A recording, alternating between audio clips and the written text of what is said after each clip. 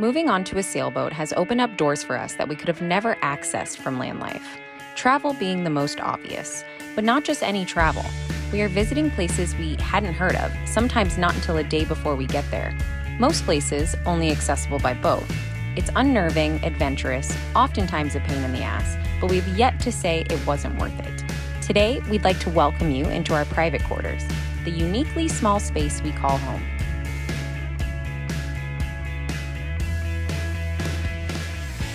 Welcome to our 45-year-old floating home. She is a 1979 Pearson 424, hull number 81, and we're going to show you around her today.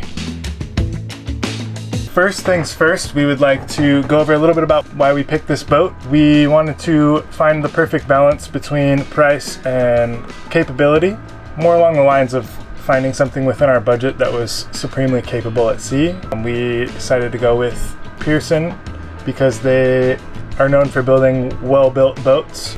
It's got a thickly laid fiberglass hull. It was built back in the day when production boats were built with thicker hulls, and it actually has fiberglass all the way up to the decks. So there's no balsa core in the hull at all, at least within this model. It also has it's not a full keel, it's more of a fin keel, but it's not like a spade like you see on today's production boats. It's got a little bit of a longer keel. It's at a 5.5-foot draft. And then we do have a skeg hung rudder. She's structurally sound and a beast. And now we'll walk you through the boat. I'll turn it over to Jacqueline to give you a tour of our favorite place, the Galley. Talk to me about what's going on in here. When we first started looking at boats, the first place I would head is down to see what the Galley looked like, because realistically this is just where I spend most of my time. We're in a lot of remote locations and we cook a lot on the boat, and I really wanted a safe and functional galley. So one thing that attracted me most with the Pearson 424s is that it's a U-shaped galley, and there's not a lot of room for me to, fly around. I don't really want any of that. So I have places that I can wedge myself in. I have grab rails and handles pretty much everywhere available to me, and I have a lot of counter space, honestly. So I'll show you, I have a 3-burner stove, which was very exciting to me because a lot of stoves come with 2 burners. So this is really convenient. And a nice oven that works great. It's definitely big enough for 2 people. I haven't had any issues with the space of the oven. Over here is what a lot of people will turn into a freezer, but we've kept it as, we call it the hole. It's just a huge storage space for me to keep things like extra pots and pans, strainers, Tupperware. It's a disaster at the moment. Cutting boards, you get the idea. It looks like a disaster, but it is clean and it is functional. It is what it is, it's a boat. I also loved that I have a large pantry hiding behind here. There's another thing that might be a little embarrassing. Pots and pans, vinegars, oils, you name it. Back in this direction, I have things that I just like to have available to me that I don't really keep in storage, but snacks. And this is kind of just a catch-all, garlic, onions, things like that. It's served us well, but now it's become like a water bottle holder. I don't know. Just kind of the literal catch-all for our kitchen. It's a disaster at the moment. My fridge. So we have a huge fridge space. This whole size of this counter, is the fridge. So it goes pretty far back. Another thing that needs to be organized because we've been sailing a lot lately and stuff moves everywhere when you do that. But this is our freezer box. Fridge, massive. We need some shelving in our fridge. Downside of having a fridge like this, it's extremely deep. So like you saw, I can't get everything that I want. Sometimes I even forget that things are down there. So what we'd like to do one day is to basically make it accessible through here. Some kind of, door that opens this way and then I can really get in there, or even over here. I know a lot of people have done that before.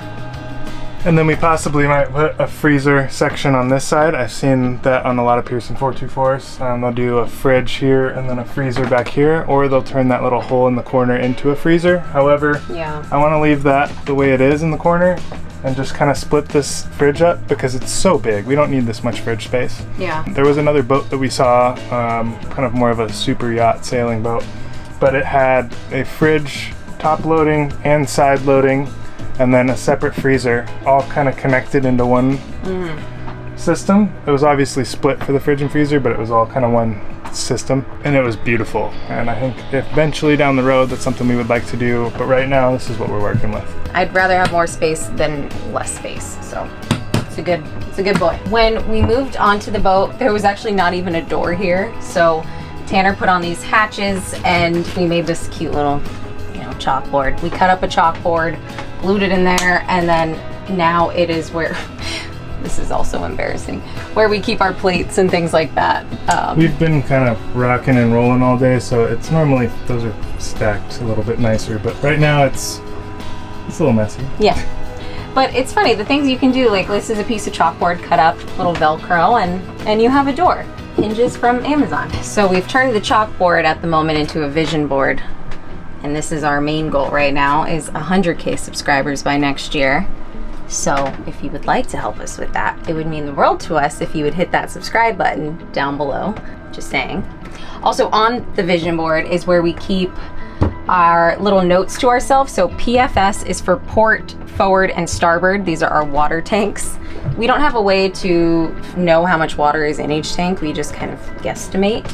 But right now we are using the forward tank. So that's what this little guy is for. It just helps us keep track of what water we're using. Over here is, I can't open it fully right now because of the port light, but this is where we keep our mugs, cups, and we've been moving around quite a bit, so things kind of go whatever way they want. We gave up on carrying, to be honest. Also, I keep a lot of the main things, the main spices that I cook with, I'll keep up here, and then I have more in my pantry. This is where the Pearson model put their trash can, which is nice because it's a full size. And then down below here, I've got my cleaning supplies, the water tanks. That's where you would turn on the different water tanks as well. And our water pressure pump. We put, these are like acrylic style stickers. It looks like we remodeled the countertop, but it was just something we were able to order online. Vinyl peel and stick. Vinyl peel and stick. They're really great. I mean, they take a beating too. And that's similar to this backsplash, which Tanner put on for us, and they're actually stickers. They're amazing. I highly recommend them. They've really enhanced the space, and they were very affordable, and they feel like they have a nice texture, and they just look, to me, they look real. Yeah, I think we remodeled the entire galley for $100. Yeah. Another feature that I love about my galley is when we came on board, it already had this big sink, and when you go sailing, a lot of stuff has to live here because this is pretty much the only place that you can really stow things like this. I loved this. I didn't love our faucet that the boat had, but that was an easy fix, so Tanner installed this for us. We also installed a carbon filter only on this sink. So that's back there. It's called Water Drop. I guess it's just called Water Drop. We got it so that we could filter water from our tanks to drink. So it's a great filter. It wasn't very expensive either, babe. Do you remember how much? It's like, I don't know. If you're under $50. Under $50, and it will last about 3 years. We can put the link in the description.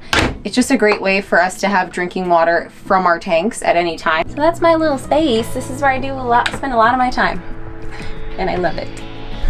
All right, now we are going to show you the salon. Our salon is a more traditional style salon, so it's a little bit smaller. We do have a 13-foot beam. However, our beam is pushed a little bit inward because we do have a ton of storage back here on both sides. But it compromises a little bit of living space, but it's way worth it for being able to store tons of food, tons of supplies, tools, everything we need to live aboard this boat.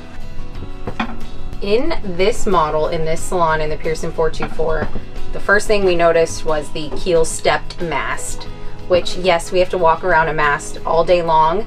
It's not great for livability, but stability wise, when we're at sea, it's really nice and we feel very secure having it. Another thing we noticed right off the bat was this huge table. So the leaves come up on both sides. As you can see, we can have a big dinner down here, and we've had a few. It is a massive table. Huge table. You can't really get around it once the leaves are up, which Tanner and I kind of struggle with from time to time. So we usually just sit together on one side and leave the other side down so that we can still access our Beaver. Another great feature in here, although it looks like the settees are smaller, actually they do pull out fully. To each side can be a berth. So this board under here will pull out all the way, pretty much all the way to the edge of this table. And then the cushion as well is huge. So we pull that out and you can sleep on it, which we've done many times. And like Tanner said, we have a ton of storage in this salon. Behind the couch, I keep, normally this is so much more stocked, but we've been doing a really good job of using a lot of our dried goods. So I'll keep cans in here. I'll keep, Tanner has a bunch of tools in this side, I believe, yeah. And this thing goes back a ways. It goes way back in there. It does.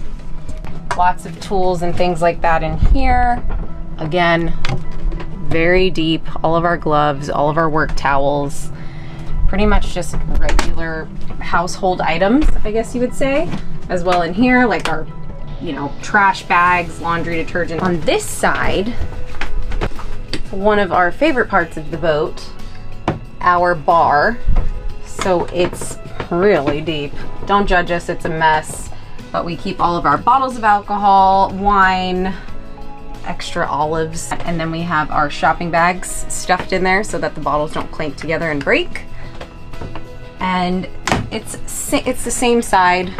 Everything's very similar over here, but I have my dried goods, pastas, more cans, and then this is our medical area where we keep all of our medical kits and supplements, all and everything medical.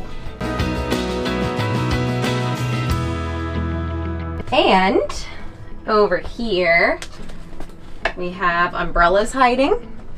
We have really nice space for books on each side, so our bookshelves have been great. We had to get rid of a lot of books before we moved onto the boat, but we still managed to find space for a lot of them. Under each settee, we have water tanks. So the previous owner cut out the aluminum water tanks and put bladders in as a replacement. So we do have to monitor them. They're bags, so we can't overfill the water tanks that are under the settees, because if we do, obviously that will bust the hose or bust the bag open. This is our cozy cabin heater, which we were pretty excited to have already had on the boat. It came in handy in the past winter when we first moved onto the boat because it is a propane operated heater. So all we do is we just light it down here, turn it on, and it helps a lot. You kind of have to sit close to the heater in order to really reap the benefits, but it's great. We have 4 port lights just in the salon, big hatch right over us, which is amazing. It brings in a lot of nice air. And we have a port light in the galley as well, and a nice hatch above the galley as well. So when I'm cooking, that is a lifesaver. Down this way, this used to be a hanging locker, but we actually now have an air conditioner / heater unit.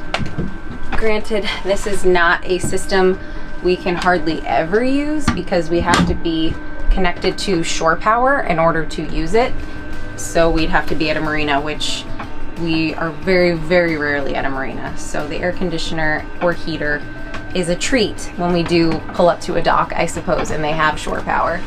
This area up here we kind of utilize as a catch-all.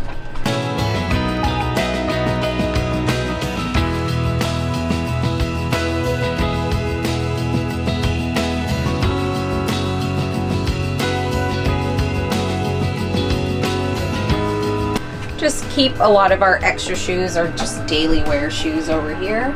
Our sailing boots. All right, we'll move forward to the V-berth. Something we've been trying to do too is incorporate our Polaroids. These are little LED lights that we wrap around the mast. They keep falling to the bottom, so I have to get something sticky to keep them up, but if you're ever on Bandit, let's take a picture. All right, this is our V-berth, and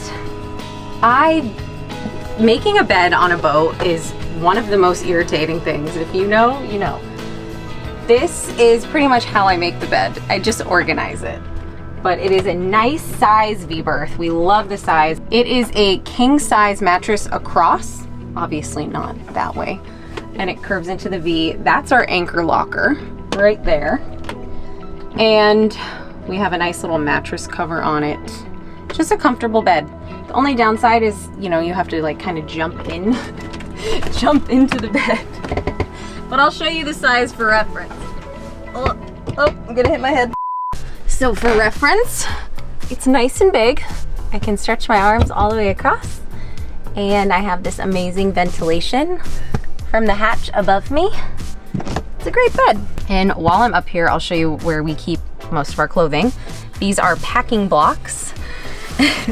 So this is like, for example, this is Tanner's shirts that we zip up in this packing block. And that's the best way we could think at the moment to utilize this space, because we got rid of a lot of clothes before moving on to the boat, but we didn't want to get rid of everything. I know it's not great. There's not a ton of great storage space for clothes on this boat. There's a couple drawers, but we figured this made the most sense to us at the moment. And then when we travel, I guess we could just grab our packing block and go. So getting out of the bed is the fun part in the mornings. So, hold on. All right. This is our hanging locker where we keep just like nicer shirts that we don't want to fold up into our packing block, some jackets that never get used in the Caribbean, and our foul weather gear is in here as well. We have a couple hats hanging to the side. Oh, let me get this out of the way. Just a couple. Just a couple. We have more hats in the other room too. Just a couple. And my vacuum's up here hiding. Some of our little drawers, mainly used for things like camera equipment and chargers, watches, AirPods, normal stuff. And we have a little head down here, manual flush head that we've never used. So, I mean, I know it works, I've tested it, but we've never used it. Just in the middle of your V-berth, like, can you imagine? I just wake up in the middle of the night and Tanner's just like, we'd like to someday possibly remove it. Over here is a nice little vanity.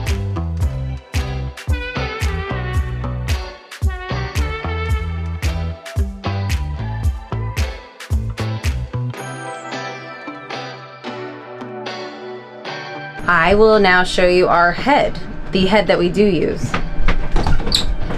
In here, so gotta keep him open.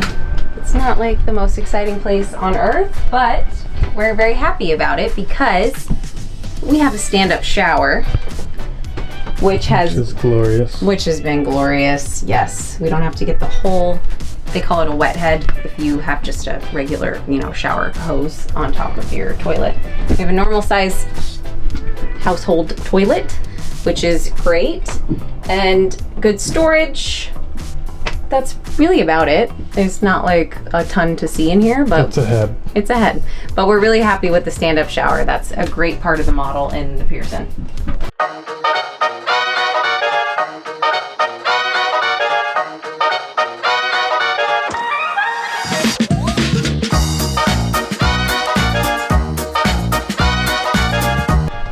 Now I will walk you over to our aft cabin.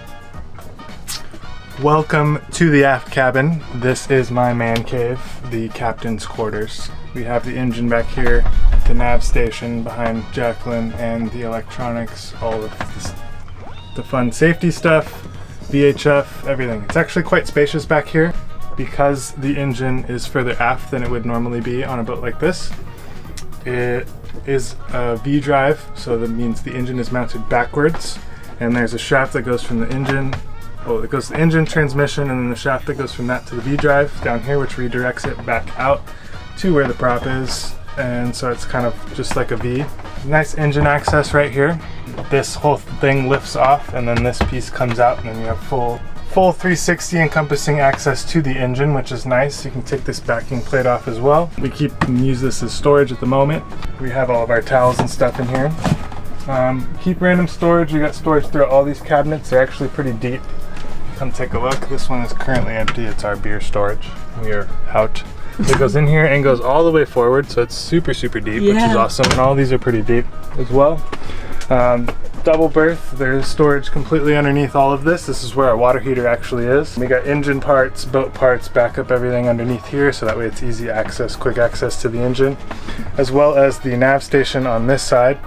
We have all of my tools, or at least not all of them, but half of my tools. The other half are forward, and the nav station. All of our electronics. We have everything up here. Controls everything electronically on the boat. Our charge controllers. We have another charge controller behind this, refrigerator, all that fun stuff. We have our EPIRB back here, which is our emergency positioning beacon. It sends our signal out to the world. If we are ever in emergency, we just flip the switch, pop this off, flip the switch, and it will let the world know that we are in distress. You're welcome, Mom and Dad. Yeah, this is key. Very expensive, but very necessary piece of gear. VHF radio. We have more storage and stuff. We got our air horn, all that fun stuff over here. Backup radio, everything we need. My man cave books, all of their diesel repair and boat repair books. Two of my favorite books I would say that we have on board by Nigel Calder. This is like the boat Bible. It's one of my favorite books of all time. Boat mechanics, mechanical and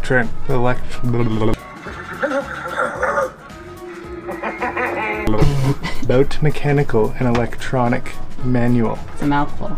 Anyway, literally the guide to fixing everything in a boat. This book is awesome. It's a Bible. If you don't have it and you own a boat, you should buy one. It gets really hot here in the Caribbean, so we don't really sleep together very often because it's so hot and sticky, and these beds are all super tight. This is a double berth. This is the biggest bed that we have on the boat. But I miss you. The one forward is a V, so you're always touching, and it's like, it's hot, sticky, and just kind of gross after a while. And we don't have enough fans on the boat at the moment. But I miss you. I miss you too.